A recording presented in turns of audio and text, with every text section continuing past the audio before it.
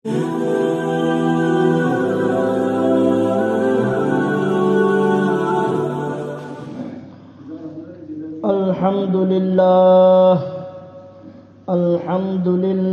wa kafa wa salamun ala ibadihi alladhina istafa. Amma ba'du fa a'udhu billahi minash shaitanir rajim. Bismillahirrahmanirrahim. والذين يبيتون لربهم سجدا وقياما وقال رسول الله صلى الله عليه وسلم ألا أدلكم على ما يمحو الله به الخطايا ويرفع به الدرجات قالوا بلى يا رسول الله قال إسباغ الوضوء على المكاره وكثرة الخطى إلى المساجد وانتظار الصلاة بعد الصلاة فذلكم الرباط بارك الله لنا ولكم بالقرآن العظيم ونفعنا وإياكم بالآيات والذكر الحكيم. درشوا البرشوي. اللهم صل على محمد وعلى آل محمد كما صليت على إبراهيم وعلى آل إبراهيم إنك حميد مجيد. اللهم بارك على محمد وعلى آل محمد كما باركت على إبراهيم وعلى آل إبراهيم إنك حميد مجيد. محترم حاضرین، মহান আল্লাহ রব্বুল আলামিনের দরবারে অসংখ্য শুকরিয়া। তিনি আমাদেরকে অত্যন্ত দয়া করে আজকে জুমার দিনে জুমার নামাজ আদায় করার পাশাপাশি কিছু দিনই আলোচনা করার জন্য, শোনার জন্য পৃথিবীর সর্বশ্রেষ্ঠ স্থান মসজিদে আসার এবং বসার তৌফিক দান করেছেন। এজন্য দিল থেকে কালিমাতা শুকুর আদায় করি, বলি আলহামদুলিল্লাহ। আল্লাহ পাক রব্বুল আলামিনের কুদরতের মধ্যে অন্যতম একটি কুদরতের নিদর্শন হলো শীতকাল যখন আসে, সাধারণত এই সময়টাতে রাত্রি বড় থাকে আর দিনটা ছোট হয়ে যায়। এর দ্বারা আল্লাহ তাআলার প্রিয় বান্দাদের দুইটা আমল করার সুবর্ণ সুযোগ এসে যায়। এক নম্বরে একটা আমল করা আমাদের জন্য খুব সহজ হয়ে যায়, সেটা হলো দিনের বেলায় রোজা রাখা। শীতকালে দিনের বেলায় রোজা রাখা। শীতকাল ছাড়া যে অন্য সময় রাখা যাবে না বিষয়টা কিন্তু এমন না, কিন্তু শীতকালে দিনের বেলায় রোজা রাখাটা আমাদের জন্য সহজ। কারণ হলো একে তো সময় কম, ছোট দিন, আর দ্বিতীয়ত শীতকাল থাকার কারণে দেখা যায় যে গরমকালে জিহ্বা শুকায় যায়, অনেক কষ্ট হয়। এই কষ্টটা হয় না, এজন্য শীতকালে দিনের বেলায় রোজা রাখাটা সহজ হয়ে যায়। অন্য সময় রাখা যায়, কিন্তু শীতকালে রাখাটা সহজ। সাহাবায়ে কিরাম রিজওয়ানুল্লাহি তাআলা আলাইহিম আজমাইন যত প্রকারের নফল রোজা আছে, দুই ধরনের নফল রোজার প্রতি তারা খুব বেশি গুরুত্ব দিতেন। এক ধরনের নফল রোজা হলো আইয়ামে বীজের রোজা। আইয়ামে বীজের রোজা হলো আরবি মাসের, প্রতি আরবি মাসের 13, 14, 15 তারিখের রোজা। এই 3 দিনের রোজাকে কি রোজা বলা হয়? আইয়ামে বীজের রোজা বলা হয়। বীজ শব্দের অর্থ হলো আলোক উজ্জ্বল, উজ্জ্বল হয়ে যাওয়া, আলোকিত হয়ে যাওয়া। খুব খেয়াল করে দেখবেন যে আরবি মাসের এই 3 দিন খুব আলোকিত থাকে। আমরা বলি জ্যোৎস্না রাত বলি, পূর্ণিমার রাত বলি, জ্যোৎস্না রাত বলি, যে খুব আলোকিত থাকে। এই জন্য আইয়ামে বীজের রোজা, অর্থাৎ প্রতি আরবি মাসের 13, 14, 15 এই 3 দিনের রোজা। এই রোজার প্রতি সাহাবায়ে কেরাম খুব গুরুত্ব দিতেন। আরেকটা রোজা হলো প্রতি সপ্তাহে সোমবার আর বৃহস্পতিবারের রোজা। রাসূল আকরাম সাল্লাল্লাহু আলাইহি ওয়াসাল্লাম বলছেন, এই 2 দিন বান্দার আমলনামা, বান্দার আমল আল্লাহ তাআলার দরবারে পেশ করা হয়। আমি চাই যে আমার আমল এমনভাবে পেশ করা হোক যে আমি ওই সময় রোজাদার। এই যে নফল রোজার কথা বলা হলো, এর দ্বারা দুনিয়াবিও ফায়দা আছে, আবার উখরুবিও ফায়দাও আছে, আখিরাতের ফায়দাও আছে। দুনিয়াবি ফায়দা হলো কোনো ব্যক্তি যদি নিয়মিত এরকমভাবে রোজা রাখে, তাহলে তার সবচাইতে বড় যে ফায়দাটা হয়, উপকারটা যেটা হয়, সেটা হলো শরীর সুস্থ থাকে। অনেক মানুষ মোটা হয়ে যাওয়ার কারণে কীভাবে শরীর কমাবে এই জন্য বিভিন্ন রকমের পদ্ধতি অবলম্বন করে। ইসলামের প্রত্যেকটা বিষয় যদি আমরা আসলে মানতাম আর বিশ্বাস করতাম, আমার মনে হয় কোনো মানুষের ডাক্তারের কাছে যাওয়ার প্রয়োজন হতো না। অত কিছু রাখার প্রয়োজন নেই। আপনি প্রতি মাসে 3টা রোজা রাখেন, সপ্তাহে 2টা রোজা রাখবেন, দেখবেন এমনি আপনার শরীর সুস্থ থাকবেন।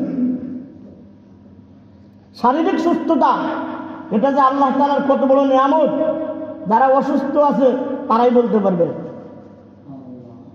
এজন্য যাদের সম্ভব হয় এ রোজা আমরা রাখার চেষ্টা করব। উখরুবি ফায়দা যেটা হবে, পরকালীন উপকারিতা আমাদের যেটা অর্জন হবে, সেটা হলো হাদিস শরীফের মধ্যে আছে।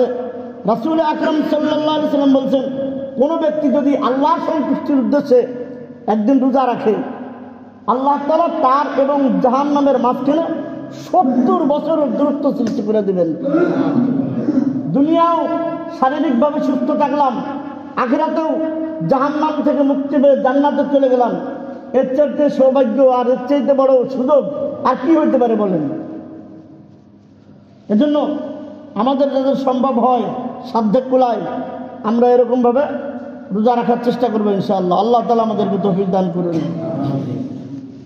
এই সময়টাতে আরেকটা আমল আমাদের জন্য খুব সহজ হয়ে যায়, সেটা হলো রাত্রিবেলায় তাহাজ্জুদের নামাজ আদায় করা। তাহাজ্জুদের নামাজ সারা বছরই পড়া যায়, কিন্তু শীতকালে তাহাজ্জুদের নামাজ আদায় করাটা সহজ। তার কারণ হলো অনেক সময় অন্য সময় আমরা বলি যে হুজুর পর্যাপ্ত ঘুমায় না, তো ভোরে উঠা একটু কষ্টকর ব্যাপার। কিন্তু শীতকালে তো আমরা রাত্রি পড়ো। আপনি যদি ঈশার নামাজ পড়ে তাড়াতাড়ি শুয়ে পড়েন, আপনার পর্যাপ্ত ঘুমও হবে, আবার শেষ রাত্রে উঠে আপনি তাহাজ্জুদের নামাজও আদায় করতে পারবেন।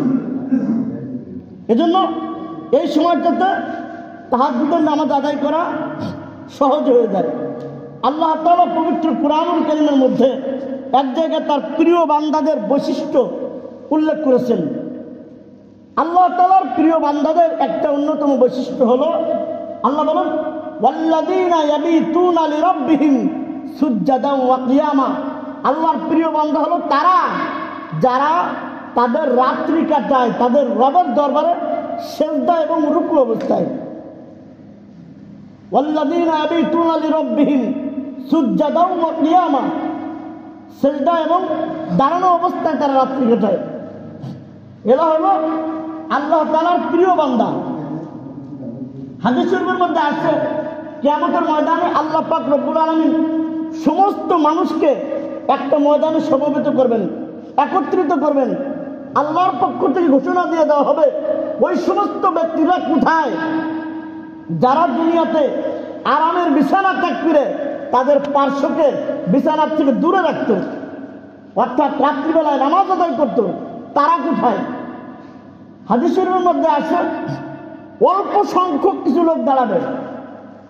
এই ঘোষণার পর অল্প কিছু সংখ্যক লোক দাঁড়াবে, তাদের ব্যাপারে জান্নাতের ফয়সালা হয়ে যাবে, তারা জান্নাতে চলে যাবে। এরপরে বাকি যারা থাকবে হাসরবাসী, এরপরে তাদের বিচার কার্য আরম্ভ হবে। যাই হোক, রাত্রিবেলায় সিজদা অবস্থায় কাটানো, রুকু অবস্থায় কাটানো আল্লাহ তাআলার দরবারে এটা আল্লাহ তাআলার প্রিয় বান্দাদের একটা বৈশিষ্ট্য। যত নামাজ আছে ফরজ নামাজের পর আল্লাহ তাআলার কাছে সর্বাধিক প্রিয় নামাজ হলো তাহাজ্জুদের নামাজ। এজন্য এই নামাজ আদায় করার পর কোনো ব্যক্তি যদি আল্লাহ তাআলার দরবারে কিছু চায়, তখন আল্লাহ তাআলা তার ওই বান্দাকে ফিরাইয়া দেয় না। সে যা চায় আল্লাহ তাআলা তাকে দিয়ে দেয়। কিন্তু আমরা দেখা যায় কি, তাহাজ্জুদ তো দূরে থাক, ফজরের নামাজটাও জুটে না বলে। কি বলেন? শীতের রাত, আরামের রাত, ল্যাপ খাতা ছেড়ে মসজিদে যাব, ফজর দূরে থাক, তাহাজ্জুদ দূরে থাক, ফজরটাও জুটে না বলে। তাবলিগে গেলে দেখবেন ওটা একটা বয়ান দেয়, যখন দিন শেষ হয়ে রাত্রি আসে, রাত্রি আসার পর সমগ্র মানুষ 3 ভাগে বিভক্ত হয়ে যায়। এক ভাগ মানুষ হলো তারা রাত্রিটাকে পেয়ে তারা চুরি, ডাকাতি, বদমাইশি কাজে লিপ্ত হয়ে যায়। রাত্রিটাকে তারা পুঁজি করে, সুবর্ণ সুযোগ মনে করে বিভিন্ন পাপের কাজে জড়ায়া যায়। আর এক শ্রেণীর মানুষ তারা শয়তানি কাজে জড়ায় না, ঈশার নামাজ পড়ে ঘুমোতে চলে যায়, আবার যেটা ফজরের নামাজ আদায় করে। আর এক শ্রেণীর মানুষ তারা অল্প সময় ঘুমায়, আর অধিকাংশ সময় অনেক আল্লাহওয়ালাদের জীবনে তেমনও পাওয়া যায় যে তারা সারা রাত্রি তো ঘুমাতেন না। তারা রবের দরবারে দাঁড়িয়ে দাঁড়িয়ে সেজদা অবস্থায়, রুকু অবস্থায়, আল্লাহ তাআলার দরবারে কান্নাকাটি অবস্থায় তারা তাদের রাত্রি কাটায় দেয়। আমাদের কাছে যেমন ঘুম মজা লাগে, খাওয়া মজা লাগে, আর তাদের কাছে আল্লাহ তাআলার দরবারে দাঁড়িয়ে কান্নাকাটি করে তাদের কাছে এরকম মজা লাগে। না খানে মে মজা, না সোনে মে মজা, মজা আতা হয় আখের রাত কি রোনে নে। আমাদের কাছে খাওয়ায় মজা, শোয়ায় মজা, ঘুমের মধ্যে মজা, আর তারা মজা পায়, তারা স্বাদ অনুভব করে আল্লাহ তাআলার দরবারে দাঁড়িয়ে দাঁড়িয়ে দোয়া করা, কান্নাকাটি করার মধ্যে। এজন্য আমরা যদি এই বিষয়টায় যদি অভ্যস্ত হইতে পারি, তাহলে দেখবেন যে কি আরামের একটা জিনিস, কি শান্তির একটা জিনিস। পরীক্ষা করে দেখেন, কত মানুষের কত কিছু শুনেই তো পরীক্ষা করলেন। আমাদের দু একটাও পরীক্ষা করেন, আমরা যা বলি কোরআন হাদিসের কথা। আল্লাহ তাআলা আমাদেরকে তৌফিক দান করুন। হাদিস শরীফের মধ্যে আসছে, রাত্রের শেষ প্রহরে, যখন রাত শেষ হয়ে যায়, শেষ রাত্রে আল্লাহ তাআলার রহমত। কোন জায়গায় এরকম আসছে, আল্লাহ তাআলা পৃথিবীর নিকটবর্তী আকাশে চলে আসেন আর নাম ধরে ধরে ডাকতে থাকেন, আসো কি কোনো তওবাকারী, আমার কাছে তওবা করে গুনাহ থেকে মাপ চাও, আমি তোমার জীবনের গুনাহ মাফ করে দেব। এরকম কেউ আসো যে আমার কাছে কিছু চাইবে, আমার কাছে চাও, আমি তোমার চাওয়া জিনিস, তোমার যে জিনিসের চাহিদা আমি তোমাকে দিয়ে দেব। আল্লাহ তাআলা হয়তোবা আমার আপনার নাম ধরে ধরে ডাকতে থাকেন, কিন্তু ওরকম কান নাই, ওই কানে ওই আওয়াজ আমাদের কর্ণকুহরে পৌঁছয় না, আমরা উঠতে পারি না। এজন্য আমাদের জীবনযাপনটা একটু চেঞ্জ করা দরকার, পরিবর্তন করা দরকার। কত কিছু করেই তো স্বাদ অনুভব করলেন, একটু এগুলোর ভিতরে আসেন, এইভাবে জীবনযাপন করে দেখেন যে এই জীবনের মধ্যে একটা মজা আছে, স্বাদ আছে। আল্লাহ তাআলা আমাদেরকে তৌফিক দান করুন। শীতকালে আরেকটা গুরুত্বপূর্ণ ইবাদত, গুরুত্বপূর্ণ একটা কাজ হলো, আমাদের দেশের বহু মানুষ পর্যাপ্ত পোশাকের অভাবে, কাপড়ের অভাবে তারা মানবেতর জীবনযাপন করে থাকে। প্রচণ্ড শীত, আপনার আছে 2-3 পদের সোয়েটার, আর একজনের নাই মোটেও। এজন্য আল্লাহ তাআলা আমাদেরকে, যাদেরকে স্বাবলম্বী বানাইছেন, অর্থবিত্তের মালিক বানাইছেন, তাদের পাশে দাঁড়ানো আমাদের ইমানি দায়িত্ব। অনেকেই আছে যে শীতকাল যখন আসে আমাদের দেশে কম্বল দেয়, সোয়েটার দেয়, অনেকেই দেয়, আলহামদুলিল্লাহ, তাদের দেওয়াটাকে তাদেরকে ধন্যবাদ জানাই। কিন্তু দেওয়ার ক্ষেত্রে আমাদের মন মাইন্ড আরেকটু চেঞ্জ হওয়ার দরকার, পরিবর্তন হওয়া দরকার। বলতেও লজ্জা লাগে, আমাদের দেশে এখনকার সময় বাজারের দোকানে জাকাতের শাড়ি পাওয়া যায়, জাকাতের শাড়ি, জাকাতের লুঙ্গি পাওয়া যায় আলাদা। চিন্তা করে দেখছেন আমাদের মন মানসিকতা কত নিচু পর্যায়ে পৌঁছে গেছে। জাকাতের আলাদা শাড়ি পাওয়া যায়, আলাদা লুঙ্গি পাওয়া যায়, যেগুলো আলাদা রেখে দিচ্ছে। একটু আমার ওয়াজটা আপনি একদিন তাকায় দেখেন, আমি আপনি কোনগুলো পড়ি আর জাকাতের জন্য দোকানদাররা কি রেডি করে রাখে। কম্বল দেয় একটা, ছবি তুলে মানে 10-15টা, পত্রিকায় দিতে হবে, ফেসবুকে দিতে হবে, তো অমুক দানবীর অমুক এলাকায় কম্বল বিতরণ করছে, ছড়ায় দাও। আবার কম্বলও মনে করেন এমন কম্বলের কম্বল যে আপনাকে ধন্যবাদ জানাই, আমি চাচ্ছি যে আরেকটু পরিবর্তন আসুন। এমন কিছু দেন, এমন একটা কম্বল দেন যাতে সে একটু ভালো করে আরাম পায়, তার একটু উপকার হয়। একটু কমায় দেন, একটু ভালো মানের কম্বল দেন যাতে সে কিছুদিন যাবত থেকে মানে ব্যবহার করতে পারে। এবছর যাদেরকে দিলেন তাদের নাম লিস্ট করে রাখেন যে পরবর্তী বছর এরা বাদে আর কিছু লোকরা আমরা প্রদান করব, এরকম করেন। এটা হলো আমার চিন্তাধারা, আমার বক্তব্য। যদি ভালো লাগে যারা এরকম করেন তারা করতে পারেন, বাকি যেটা করতেছেন এটার জন্য ধন্যবাদ জানেন। এরপর আসেন যারা আমরা এইভাবে করতে পারবো, রাসূল আকরাম সাল্লাল্লাহু আলাইহি সাল্লাম হাদিস শরীফের মধ্যে বলছেন যে কোন মুমিন ব্যক্তি যদি কোন মুমিনের ক্ষুধায় কাতর ব্যক্তির জন্য যদি খাদ্যের ব্যবস্থা করে দেয়, আল্লাহ তাআলা জান্নাতের মধ্যে তাদেরকে জান্নাতি ফল খাওয়াবেন। জান্নাতি ফল যে কেমন হবে ওটার বর্ণনা দেওয়ার তো সময় নেই। যারা দুনিয়াতে ক্ষুধায় কাতর ব্যক্তির জন্য খাবারের ব্যবস্থা করবে, কিয়ামতের দিন আল্লাহ তাআলা তাদেরকে জান্নাতের ফল খাওয়াবেন। পিপাসায় কাতর এমন ব্যক্তির জন্য যদি কোনো ব্যক্তি পানির ব্যবস্থা করে দেয়, আল্লাহ তাআলা তাদেরকে কিয়ামতের দিন মোহরযুক্ত, সিলমোহরযুক্ত পানীয় পান করাবেন। দুনিয়ার মোহর মারা কি থাকে? আমরা বলি যে মোটরটা ইনটেক করা থাকে কি দিয়ে? পলিথিন দিয়ে। কি দিয়ে করা থাকে? পলিথিন দিয়ে করা থাকে। আর আল্লাহ তাআলা বলেন ইসকাউনা মিন রাহিকিম মাখতুম, সিলমোহরযুক্ত পানীয় পান করানো হবে।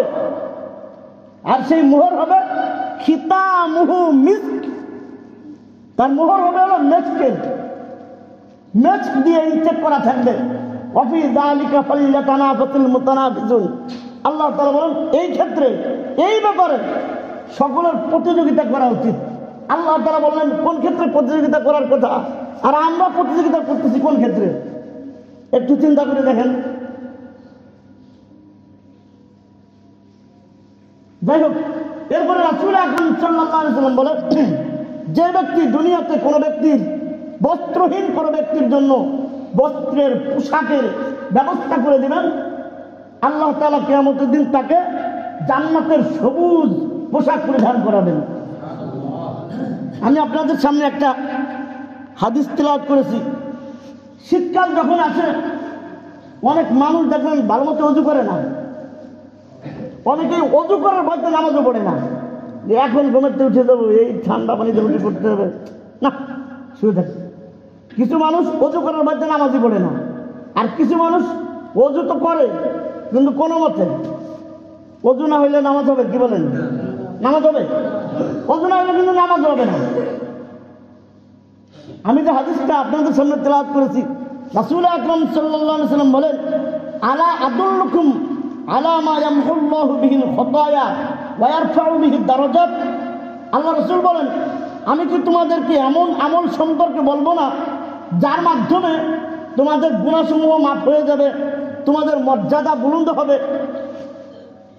সাহাবায়ে কেরাম বললেন যে বালা ইয়া রাসূলুল্লাহ, হ্যাঁ হে আল্লাহ রাসূল, আমাদেরকে আপনি এরকম আমলের কথা বলে দেন। আল্লাহ রাসূল সাল্লাল্লাহু আলাইহি ওয়াসাল্লাম প্রথম যে কথাটা বলছেন সেটা হলো ইসবাহুল উদুই আলাল মাকারিহ, কষ্টের সময় ওযু করা। কষ্টের সময় কি করা? ওযু করা। অর্থাৎ এই যে এই সময়টাতে, শীতকালীন সময়টাতে ঠান্ডা পানি ব্যবহার করা অনেক কষ্ট হয়ে যায়, কষ্টের সময় ওযু করা।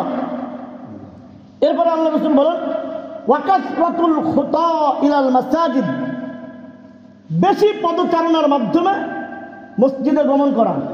অর্থাৎ আমরা মাদ্রাসা থেকে চলে আসছি অল্প একটু সময়, আর যার বাড়ি মনে করেন যে আমাদের এই এলাকার সীমানা মনে করেন কেসিয়ার সাহেবের বাড়ি, ওখান থেকে আসতে অনেক পা লাগে কিনা, অনেকক্ষণ হাঁটা লাগে। এই কথাটা বলা হয়েছে ওয়াকাসরাতুল খুতা ইলাল মাসাজিদ, অধিক পদচারণার মাধ্যমে মসজিদে গমন করা। এরপরে ওয়াইনতিদারুস সালাতি বাদাস সালাত, এক নামাজের পরে আর এক নামাজের জন্য অপেক্ষা করা। এরপরে আল্লাহ রাসূল সাল্লাল্লাহু আলাইহি ওয়াসাল্লাম বলছেন ফাযালিকুমুর রিবাত, এই যে তুমি কাজটা করবা, কষ্টের সময় ওযু করবা, অধিক পদচারণার মাধ্যমে মসজিদে গমন করবা, এক নামাজের পরে আর এক নামাজের জন্য অপেক্ষা করবা, এই কাজগুলো হলো কেমন?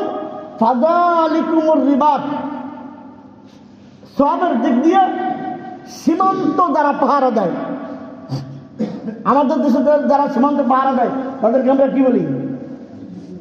বিজিবি নাকি? তারা আমাদের সীমান্ত পাহারা দেয়, বর্ডার গার্ড, মানে সওয়াবের ক্ষেত্রে ওনাদের মতন। অর্থাৎ যারা দেশের সীমান্ত পাহারা দেয় তাদের অনেক মর্যাদা ইসলামে।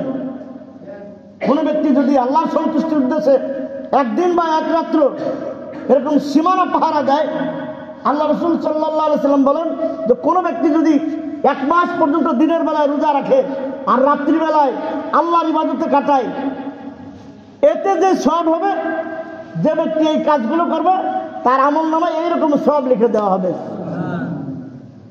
তা কিছু কিছু আমলের কথা বললাম, যে আমলগুলোর কথা বললাম, আল্লাহ তাআলা আমাকে আপনাকে সকলকে আমল করার তৌফিক দান করুন।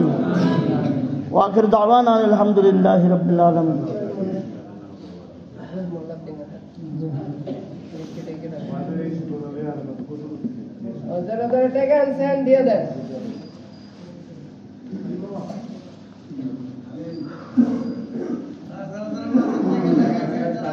যারা যারা ওয়াজের জন্য টাকা লাগাইছেন দিয়ে দিলে ভালো হয়।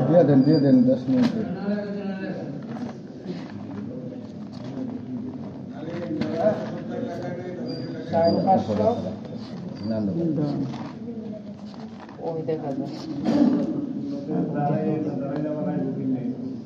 আব্দুর রহিম আমি তো পুরো সুন্নত করছি, এর আগে দাঁড়াই আমার টাকা আছে দিয়ে দেন ওয়াজের জন্য, যারা লেখেন নাই বাকি আছে তারা লেখেন। না এটা দিবা বাক্স দিল করবে দিলাম ওই যে ইয়া শাহিন শাহিন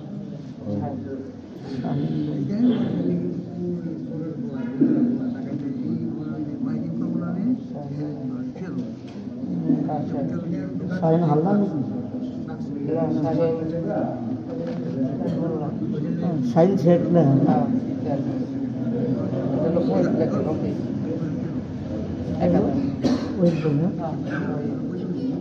দেখি এর নাম হলো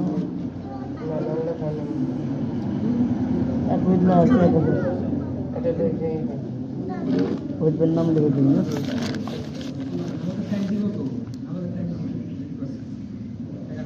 পুরো পুরো পুরো খারাপ পুরো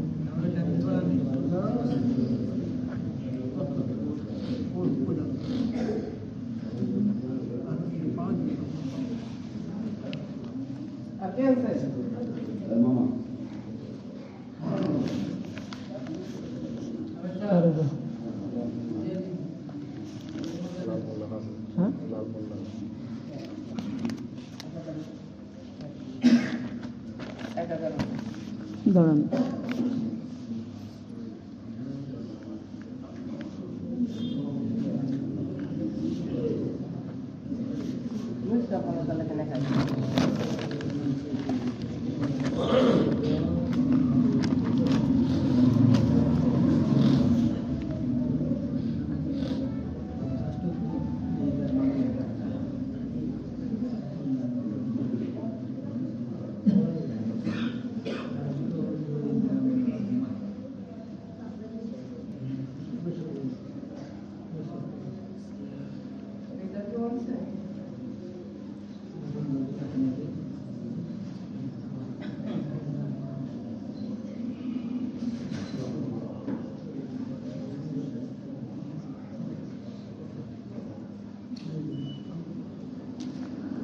রুস্তম